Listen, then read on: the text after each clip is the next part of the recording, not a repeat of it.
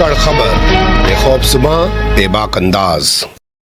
धाकड़ खबर में आपका स्वागत है। मैं आपके साथ हूं अकरम रईस खान। यूएनएससी से पहली बार गाजा के हक में जंगबंदी का प्रस्ताव पास हो गया, लेकिन उसके बाद जिस तरीके से इजराइल ने राफा पर ताबड़तोड़ हमले शुरू कर दिए हैं, उससे साफ लग रहा है कि यूएनएससी से पास हुए प्रस्ताव का इजराइल पर कोई असर नहीं हो रहा है। और क्या सोचे समझे तरीके से अमेरिका इसीलिए यूएनएससी से पास हुए प्रस्ताव के दौरान गैर हाजिर रहा था, और अब वो कह भी रहा है कि प्रस्ताव ऐसा नहीं है कि जिसको इन्फोर्स कराया जा सके, जबकि चाइना ने कहा है कि ऐसा नहीं है, इस प्रस्ताव को इन्फोर्स कराने का भी पूरा का पूरा लेखा जोखा प्रस्ताव के अंदर मौजूद है। इसके अलावा जो हमास के चीफ हैं इस्माइल हानिया, वो ईरान पहुंच गए हैं, और हूतियों ने जो है उन्होंने भी हमले बढ़ा दिए हैं। कोलंबिया से भी एक आवाज उठी है कि अगर प्रस्ताव पर काम नहीं किया जाता है तो इजराइल से संबंध तोड़ लिए जाएं। कैसे इस पूरे घटनाक्रम को देखा और समझा जा सकता है, इन्हीं सबको बारीकी से समझने की कोशिश करेंगे, क्योंकि हमारे साथ जुड़ रहे हैं डॉक्टर जफरुल इस्लाम खान साहब, जो दिल्ली अल्पसंख्यक के पूर्व चेयरमैन रह चुके हैं और मिले गजट के नाम से एक इंग्लिश का अखबार निकालते हैं, और इस पूरे इलाके को लेकर बहुत सारी किताबें लिख चुके हैं और अपना एक्सपर्टीज रखते हैं। बहुत शुक्रिया सर वक्त देने के लिए। मैं पहले सवाल की शुरुआत आपके सामने करना चाहता हूं यूएनएससी से आई तस्वीरों के साथ। वहां जब ये प्रस्ताव पास हुआ तो तालियां बज रही थी। वो तालियां देखने के बाद मुझे बड़ा अफसोस हुआ और मुझे लगा कि बताइए 6 महीने से प्रस्ताव पास नहीं कर पाए हैं, इतने हजारों लोग वहां मारे जा चुके हैं, जिसमें से 13,000 कल ही यूनिसेफ ने बताया बच्चे हैं, लेकिन फिर भी प्रस्ताव पास हो रहा है तो तालियां बजाई जा रही हैं। आपका क्या कहना है इस बारे में? मेरे ख्याल में तालियां बजाने को इतना सीरियसली नहीं लेना चाहिए, इसलिए कि बेचारे बहुत दिन से कोशिश कर रहे थे कि वहां पर कोई जंगबंदी का कोई करारदाद पास हो, वो नहीं हो पा रही थी, और आखिर में बहरहाल हो गई। और इसलिए हो गई कि अमेरिका ने वीटो इस्तेमाल नहीं किया, 3 दफा पहले कर चुका है, अब चौथी दफा नहीं किया उसने। लेकिन इसमें ये समझना कि उसकी वजह से वो करारदाद कमजोर हो गई, ऐसा कुछ भी नहीं है। वो करारदाद जो है पूरी तरह से वो एक्टिव है, और इसके बाद जो अगला मरहला होता है, जबकि कोई करारदाद इस तरह से पास होती है सिक्योरिटी काउंसिल से और कोई मुल्क उसको नहीं मानता है, तो उसके बाद उसको दोबारा जो है वहां पे ले जाया जाता है, और उस मुल्क के खिलाफ एक प्रस्ताव दोबारा पास होता है, और उसके बाद उस मुल्क पर हमला करना जायज हो जाता है, और उसके खिलाफ सैंक्शंस को इस्तेमाल करना जायज हो जाता है। अब ये देखना होगा कि अगर वो चीज दोबारा आती है, मैं समझता हूँ कि अगले चंद दिन में आना चाहिए, इसलिए कि मुल्क ने 12 मुल्कों ने मिल करके वो प्रस्ताव दिया था, तो अगर वो दोबारा जाते हैं तो मुझे तो ऐसा लगता है कि अमेरिका उसको वीटो कर देगा, इसलिए कि अमेरिका बहरहाल नहीं चाहता कि इसराइल के खिलाफ कोई एक्शन लिया जाए। हालांकि इस वक्त जो है अमेरिका या सही मायने में कहिए कि नेतन्याहू और मिस्टर बाइडेन जो अमेरिका के सदर हैं, दोनों में इस वक्त ठीक है, वो ठने जो ताल्लुकात उनके बिगड़ रहे हैं, दोनों में ठन गई है, दोनों में बिगड़ गई, इस पे आगे बात करेंगे। लेकिन आपने कहा कि तालियां बजाने को इतना जो है फोकस नहीं करना चाहिए, लेकिन 2003 में भी ऐसा ही एक इत्तेफाक यूएनएससी में हुआ था, जब इराक जंग चल रही थी, तो वहां पर भी इसी तरीके से तालियां गूंजी थी। तो कम से कम सवाल तो उठना ही चाहिए कि जहां इतने हजारों लोग मारे जा रहे हैं और उस पर भी जश्न मनाने की बात की जा रही है प्रस्ताव पास करके। अब मैं आपके सामने एक सवाल ये रखना चाहता हूं, जब यमन पे ब्रिटेन ने और अमेरिका ने हमला किया सर, तो उन्होंने तो कांग्रेस से भी परमिशन नहीं ली और हमला कर दिया। तो क्या अब यूएनएससी से जो प्रस्ताव पास हुआ है उसमें इजराइल पे लागू करने के लिए फिर से यूएनएससी जाना पड़ेगा और हमले की बात करनी पड़ेगी? नहीं, दोबारा ही जाना पड़ेगा, इसलिए कि जब वो अमल उस पर अमल नहीं कर रहा है। कल भी उसके अटैक वहां पे जारी थे, शिफा अस्पताल पर अटैक उसका जारी है। शिफा अस्पताल में उसने 190 लोगों को तो ऐसे पॉइंट ब्लैंक से उसने शूट किया है उसने, जिसमें कि डॉक्टर वगैरह शामिल हैं, मरीज भी शामिल हैं। और आज जो है उसने जो एक दूसरा बड़ा अस्पताल वहां पे नासिर अस्पताल है, उसके ऊपर भी उसने अटैक किया हुआ है, और दूसरे जो है ना ऊपर से हवाई जहाजों के जरिए जो अटैक करते हैं वो भी जारी है। पूरी जो फुल स्केल जो वॉर कर चाहते थे रफा पे, वो तो नहीं हुई है, लेकिन बाहर से, ऊपर से, टैंकों से, दूर से और हवाई जहाजों से उस पर अटैक जारी है। जबकि होना ये चाहिए था कि जब सिक्योरिटी काउंसिल का, इसलिए कि इस वक्त जो जो जो बैनुल अक़वामी जो निज़ाम, इंटरनेशनल जो सिस्टम है, उसके अंदर सबसे बड़ी जो पावरफुल कोई अगर ऑर्गेनाइजेशन है तो सिक्योरिटी काउंसिल है। सिक्योरिटी काउंसिल जो भी करारदाद पास होती है वो इंटरनेशनल लॉ बन जाता है वो। तो उसकी खिलाफ वर्जी करना अमेरिका जो कि हमेशा से इसराइल के तायद में रहा है, और अमेरिका और जैसा मैंने अभी कहा कि अगर वो बात दोबारा आती है कि उसको यानी उस करारदाद को ऑपरेशनलाइज करने के लिए, क्योंकि इसराइल नहीं मान रहा, इसलिए इसराइल के खिलाफ हमला करना, इसराइल के खिलाफ सैंक्शंस करना, इसकी करारदाद हो सकती है।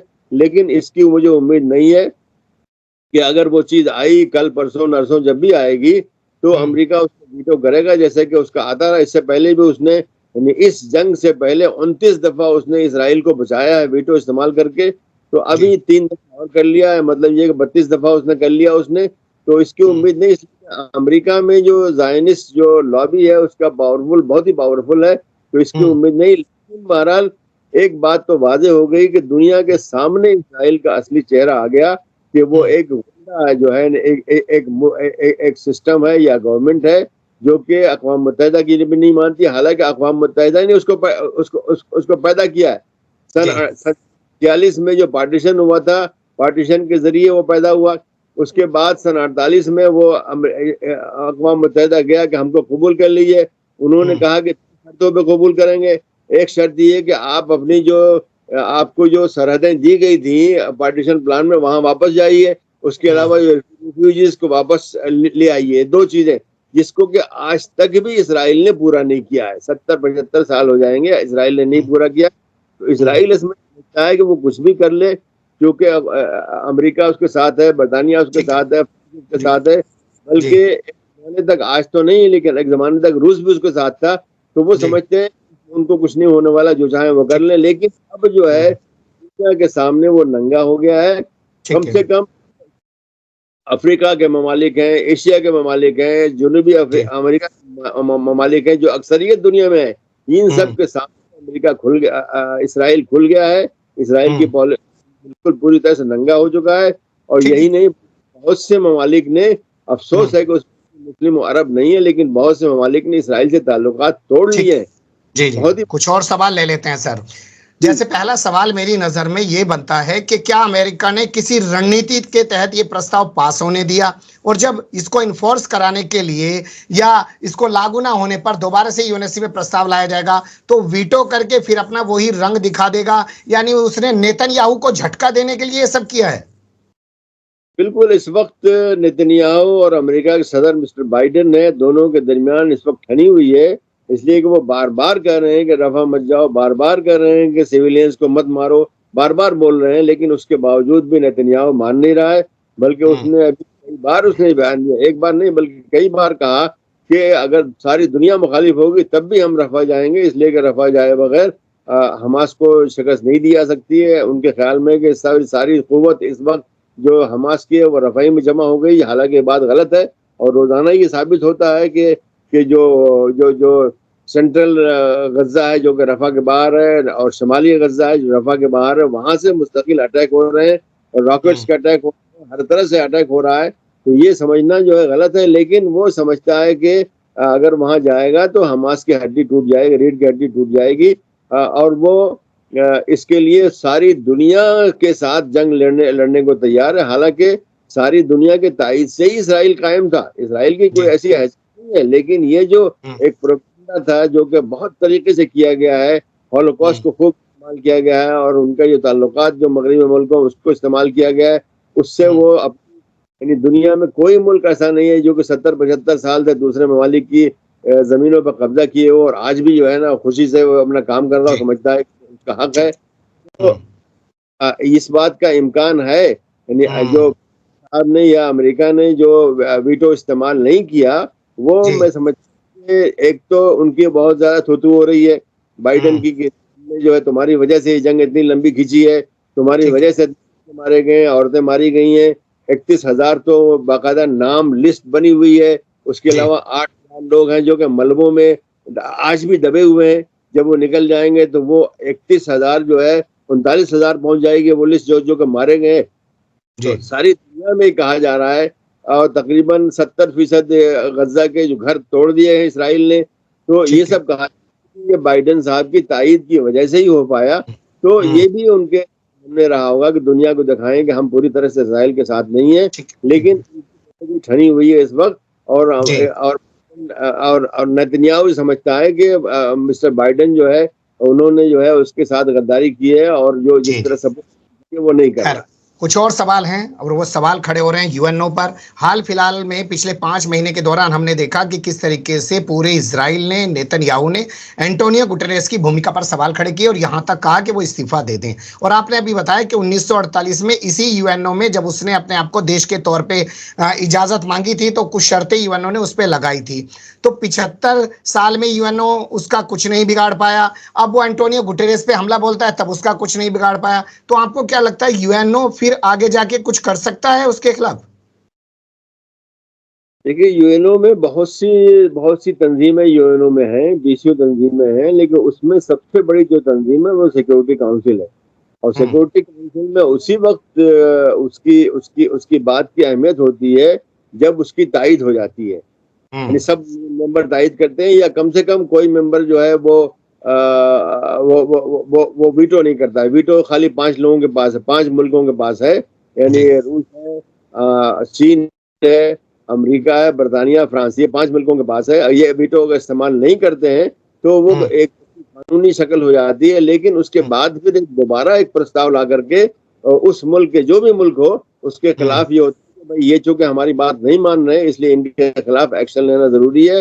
वो हुँ, एक्शन जो है फौज के जरिए, जैसा कि इससे पहले सीरिया में हुआ। सीरिया में हुँ, फौज इस्तेमाल की गई, अमेरिका ने भी की और रूस ने भी की, जी, और तुर्की ने भी की, उसी बुनियाद पर कि सिक्योरिटी काउंसिल से ये प्रस्ताव पास हो चुका है। लेकिन मुझे लगता नहीं है कि इसराइल के खिलाफ, इसलिए कि उसके जो तायद करने वाले हैं, भाई हुँ, अमेरिका अगर नहीं करेगा तो रूस का माफ कीजिएगा, यानी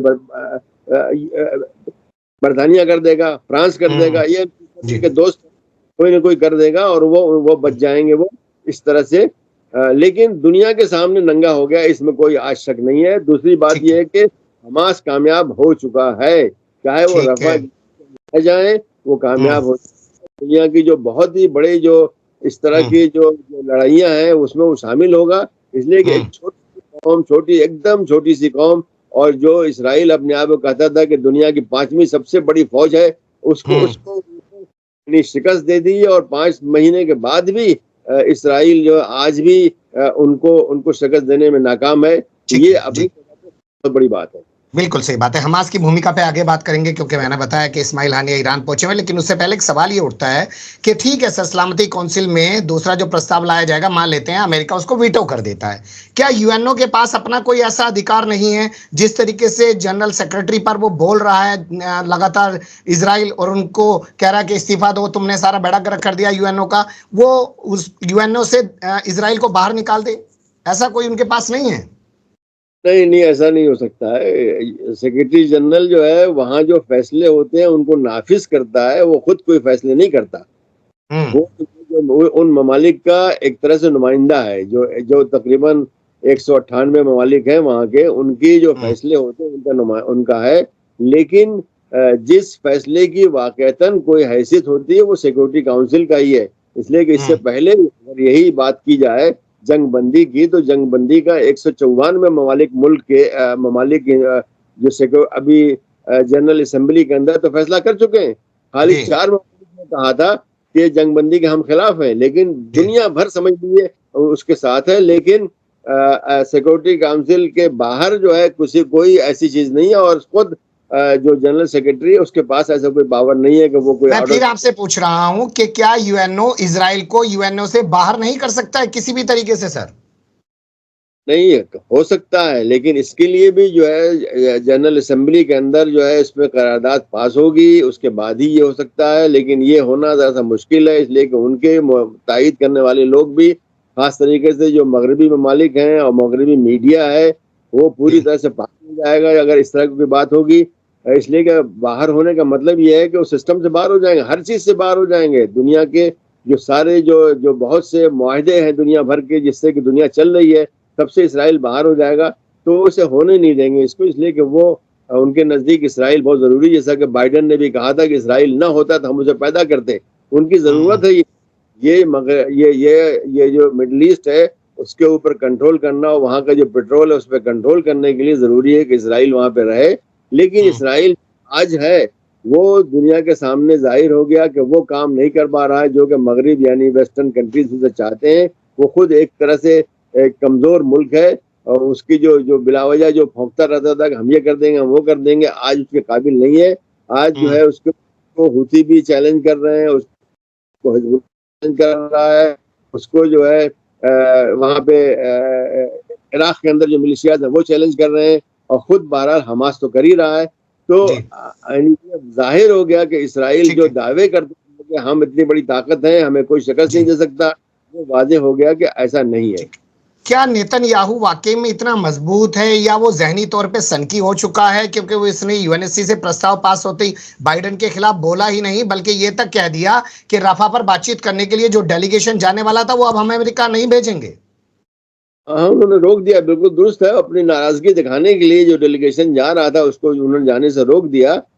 देखिए, ऐसा है कि कोई मुल्क जो है उस चलता है पार्लियामेंट से, चलता है पार्लियामेंट में अगर उसको बहुमत होती है तो उससे चलता है।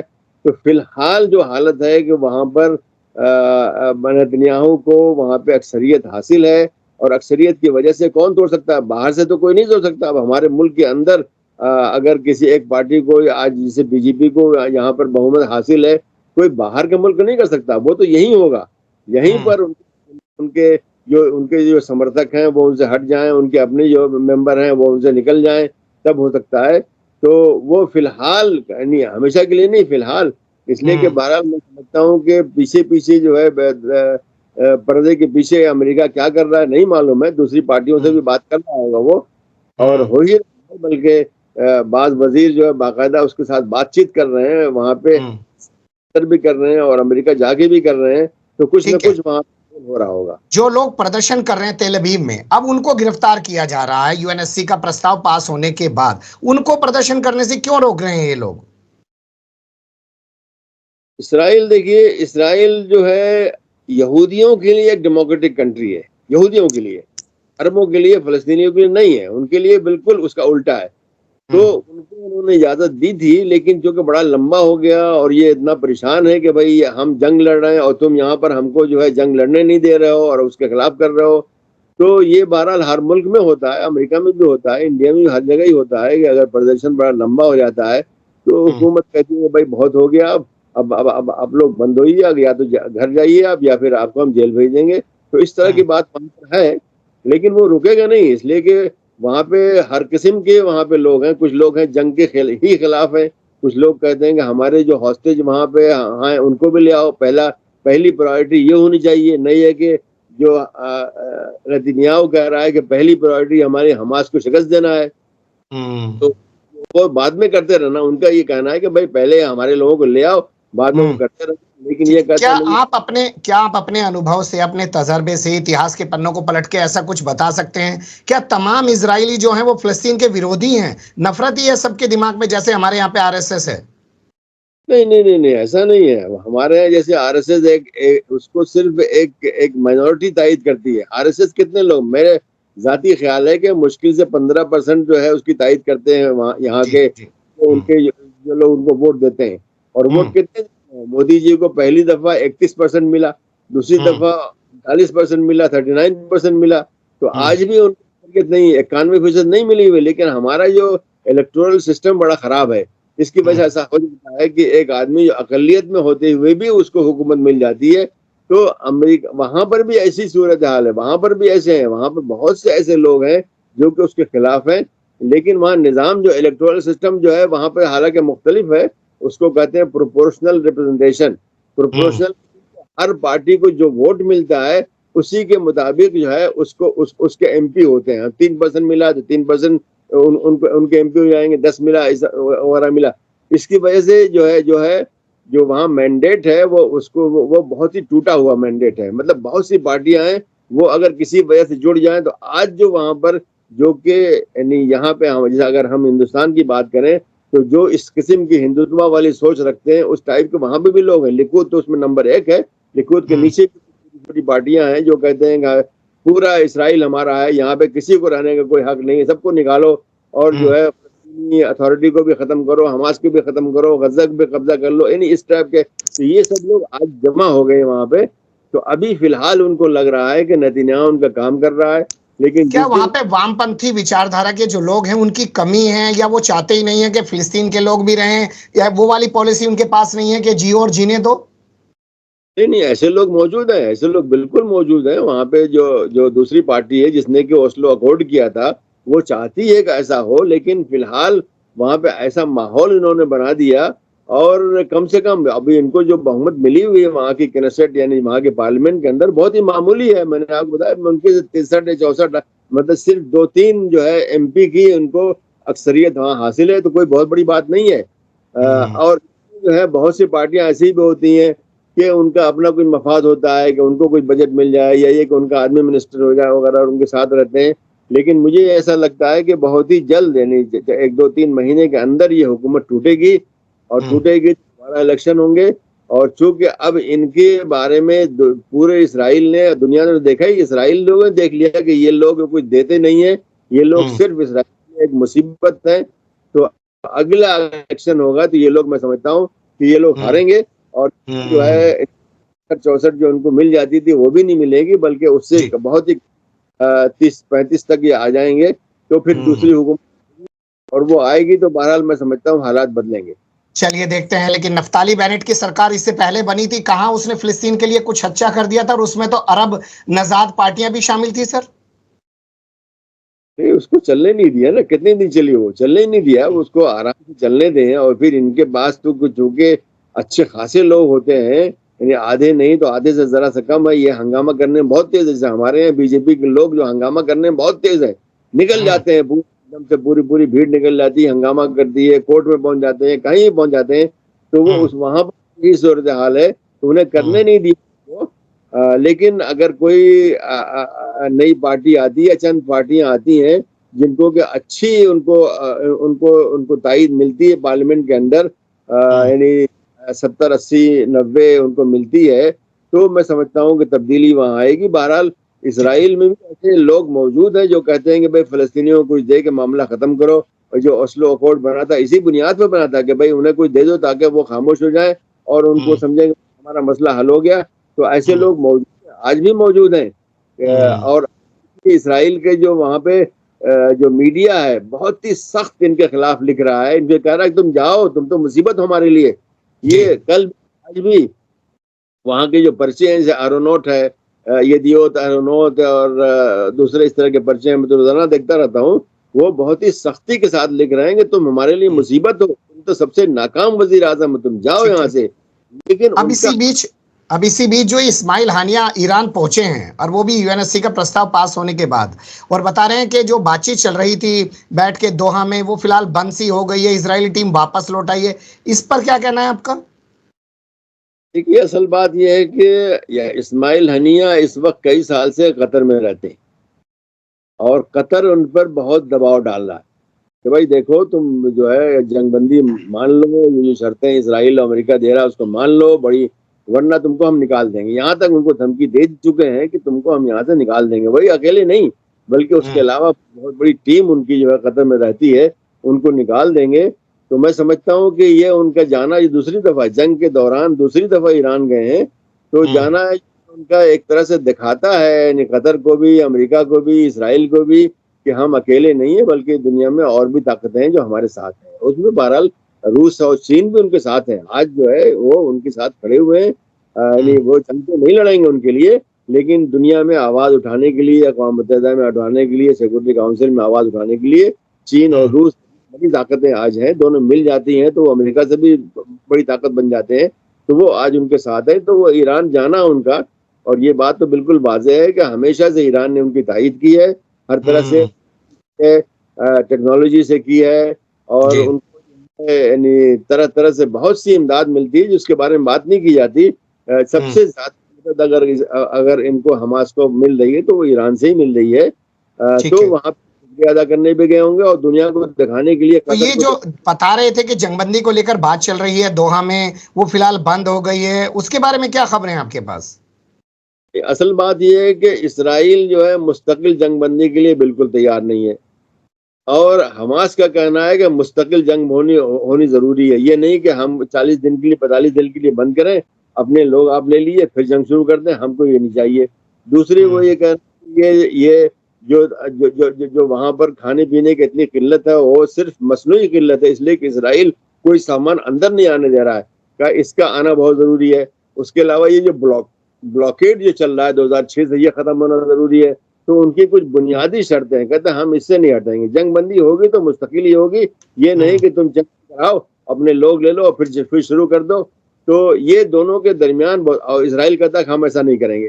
तो बहुत ही बुनियादी फर्क दोनों में है, इस वजह से वो टूट गई है। लेकिन जहां तक मुझे मालूम हुआ है कि कतर के लोग जो है, कतर की हुकूमत, बल्कि हमास के जो लोग वहाँ हैं, इस्माइल हनिया तो उनके सदर ही हैं, उन पर बहुत दबाव डाल रही है कि तुम कुछ ना कुछ मान लो, अमेरिका जो कह रहा है वो मान लो। लेकिन ये मानने को तैयार नहीं है, इसलिए कि वो खुदकुशी की बात होगी। इतना सब करने के उसको अगर मान लेंगे और उनके लोगों को दे देंगे, और कल उसके बाद इसराइल पूरी ताकत से वहां अंदर घुस जाएगा, तो वहां पे तो पूरी एक समझ लीजिए कि पूरा यानी कत्लेआम शुरू हो जाएगा। कि अगर ये सब कुछ हो गया, इसराइल को मालूम हो गया कोई जरूरत नहीं है, हमारे लोग अंदर नहीं है, तो उसके बाद उनको, इससे पहले भी उन्होंने किया है, दूसरे इलाकों में किया है, वो चीज रफा भी करेंगे। तो अच्छा, 2006 और 2007 का एक वाकया याद आता है। एक फौजी के बदले 1000 लोगों को छोड़ दिया था सर। अब क्यों इतनी जिद कर रहा है इजराइल? लोगों को छोड़ना ही नहीं चाहता है। 8,500 लोग तो उन्होंने हाल फिलहाल में उठा लिए हैं। 8,500 उन्होंने वेस्ट बैंक से उठाया है, जी जी, और गजा उठाया है। तो अब अगर छोड़ेंगे भी तो इन्हीं में से छोड़ देंगे, जो कि बिलावजह उन्होंने पकड़े, खाली जोर डालने के लिए, खाली दिखाने के लिए भाई हम ये कर सकते हैं। लेकिन असली हमास इन लोगों के लिए नहीं परेशान है। हमास तो कह रहा है कि जो पहले से तुमने पकड़ रखे हैं, जैसे कि मरवान बरगूस बहुत ही अहम लीडर हैं, जो कि नंबर 1 लीडर है फलस्तीन के अंदर, उनको पकड़ रखा है। वो कह रहे हैं हमास करें, इनको छोड़ो, जो कि बहुत दिन से, जिनकी उम्र सजा दे रखी है, जो कि बुढ़े लोग हैं, 60-70 साल के बेचारे लोग हैं, जो मालूम नहीं कैसे अंदर रह रहे होंगे। तो इसराइल जो है मुस्तकिल उसमें जो है ना, वो कह रहा है कि हम लिस्ट नहीं देंगे। हमास कहता है भाई किन लोगों को तुम छोड़ोगे, लिस्ट दो। वो लिस्ट देने को तैयार नहीं, मतलब ये किसी को भी छोड़ देगा, ला खड़ा कर देगा, तो हमने छोड़ दिया। जबकि इन्होंने के बाद उन्होंने गजा से भी और वेस्ट बैंक से भी लोगों को पकड़ा, उन्हीं को लाके छोड़ देंगे। कुल मिला के यही कह सकते हैं ना सर कि जंग नहीं रुकने वाली है, चाहे यूएनएससी से प्रस्ताव पास ही क्यों ना हो गया हो, ये जंग तो चलती ही रहेगी सर। हाँ, ये ऐसा ही लगता है कि ये जंग जो है अभी चलेगी, और उसमें इम्कान यही है कि अब चूंकि इसराइल की और अमेरिका की ठन गई है, और अगर अमेरिका से सामान आना बंद हो गया, इसलिए कि जंग के दौरान सामान आ रहा था, बल्कि खुद अमेरिका से आया है कि 100 ऑर्डर जो है बाइडेन ने पास किया है उनको असलहा देने का, 100 ऑर्डर, और हजारों टन वहां से सामान आया है। अगर ये कम भी हो जाता है, अगर पूरा नहीं तो कम भी हो जाए, खत्म न होने के बजाय कम भी हो जाए, तो इसराइल के दिमाग ठीक हो, इसलिए कि इसराइल के पास खुद कुछ नहीं है। अगर ये सामान नहीं होता तो इसराइल अब तक हाथ खड़े कर चुका होता। बहुत शुक्रिया। और आपने जो आखिर में कहा ना कि अमेरिका ना होता तो इसराइल तो कभी का हाथ खड़े कर चुका होता। पर अब देखना दिलचस्प होगा कि यूएनएससी के प्रस्ताव के बाद अमेरिका की क्या भूमिका होती है, या ये उसकी रणनीति का हिस्सा था कि ये वाला प्रस्ताव पास करा दो, दूसरा प्रस्ताव आएगा उस पर वीटो कराकर इजराइल को बचा लो। आने वाले दिन काफी महत्वपूर्ण होने जा रहे हैं। आप वक्त देते हैं और बहुत सारी जानकारियां देते हैं, फिर आपसे अपील करेंगे कि थोड़ा सा फिर वक्त दीजिएगा और किसी और मुद्दे पर आपके साथ जुड़ेंगे। बहुत शुक्रिया। ठीक।